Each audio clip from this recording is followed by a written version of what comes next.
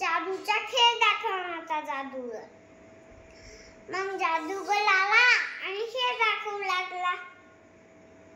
त्यानं छान छान खेळ दाखवले. पेन्सिल होती, त्याच्या डोक्याने त्याने हात बाहेर काढली आणि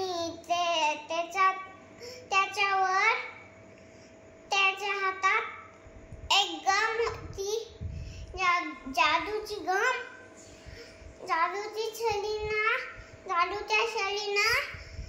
जादूच्या छडीनं त्या ह्याच्या वर फिरत होता ते जादूगर. आणि मग एका मुलाला त्यानं ते चोर बनवलं आणि त्याच्या खिशात फ्लॉवर पॉट बनवले आणि मग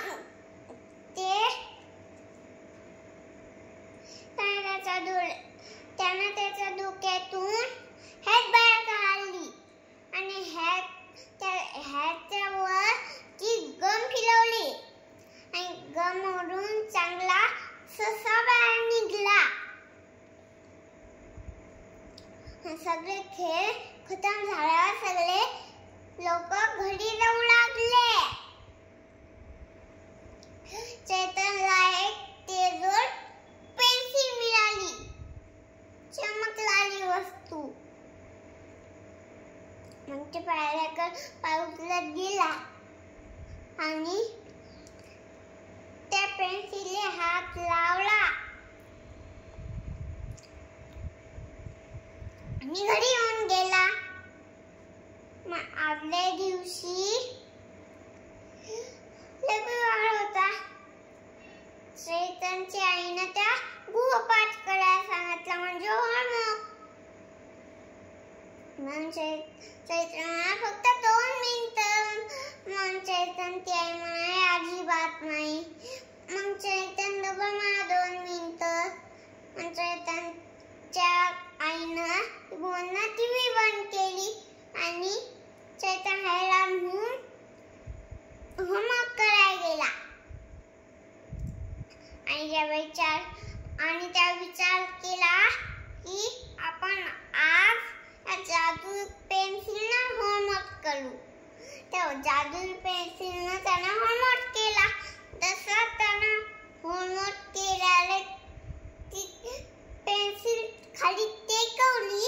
ती पेन्सिल वर हवेत फिरू लागली आणि गोल फिरू लागली आणि आपोआप होमवर्क करू लागली. मग त्याला समजलं की ही जादूची पेन्सिल आहे. मग त्यानं रोज होमवर्क करत जायचं जादूच्या पेन्सिलनं. जादू माझा होमवर्क झाला आई. तर आई म्हणते इतक्या लवकर. मग चैतन्य म्हणते तू चेक करून पाय. मग चैतन्यची आई म्हणाली चैतन्य तू होमवर्क केला इतक्या लवकर, शाबास. आदल्या दिवशी चैतन्य शाळेत गेला आणि टीचरनं त्या उत्तरपत्रिका दिली आणि नाव लिहायला सांगितलं. तुझं नाव काय ते. मग पेपर झाल्यावर त्याची वाणी नावाची मुलगी खूप हुशार होती. वाणी नावाची मुलगी चैतन्यवर आली आणि म्हणाली ही पेन्सिल जादुई काकाची आहे, त्यांना परत करून दे. तर चैतन्य ही तर माझ्या खूप कामाची आहे, मी याला परत कोण करू या पेन्सिलला. मग चैतन्य वाणीचं काही ऐकला नाही आणि घरी निघून गेला. डबल सरकारी गुदरावर होता आणि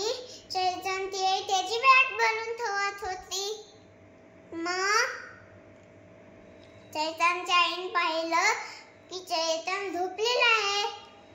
मग ती म्हणाली काल परीक्षा आहे. तर चैतन्य सँडविच खात होता, व्हेजिटेबल सँडविच. चैतन्यच्या आईने माझा कंपास. चैतन्यच्या आई म्हणाला माझा कंपास कुठं गेला आहे. तर चैतन्यच्या आईने त्या कंपास दिला. त्या चैतन्यला कंपास दिला आणि म्हणाली की परीक्षेमध्ये सगळं व्यवस्थित विचार करून ते सगळं ते. मग टीचरने त्याला उत्तरपत्रिका दिली, म्हणजे त्याच्यावर नाव लिहितात त्यात.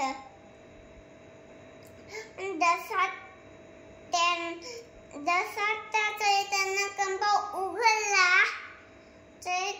नव्या पेन्सिलच्या जागी एक जुनी पेन्सिल भेटली त्याला. म्हणजे त्याची पेन्सिल घरीच राहिली होती नवी. मग त्याला काहीच समजत नव्हतं आणि ती रडू लागला.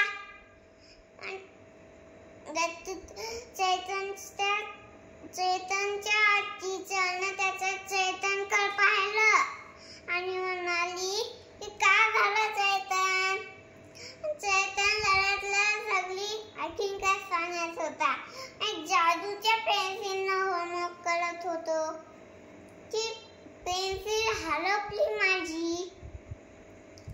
त्या टीचरने खूप चुकीचं केलं तू. मी तुझ्या आईसोबत आहे, मग त्या भावासोबत बोलतो. मग चैतन्य कान पकडून म्हणलं सॉरी, मी आता कधीही गलती करणार नाही अशी. मग ते मुख्याध्यापक म्हणले ठीक आहे, आम्ही तुला एक संधी देतो. मग सगळे ते बाहेर गेले आणि चैतन्य कधीही चुकीची वस्तू आपल्याकडे ठेवायची नाही म्हणत केली आणि ती जादूची पेन्सिल ते जादूगर काकाले परत केली. आणि ते जादूगर काका म्हणले थँक्यू. आम्ही ही कधीपासून पेन्सिल धुणत होतो, म्हणजे सापडत होतो. आणि कधी चैतन्य कोणतीही वस्तू आपल्याकडे ठेवली नाही आणि घरी गेला आणि गृहपाठ करू लागला.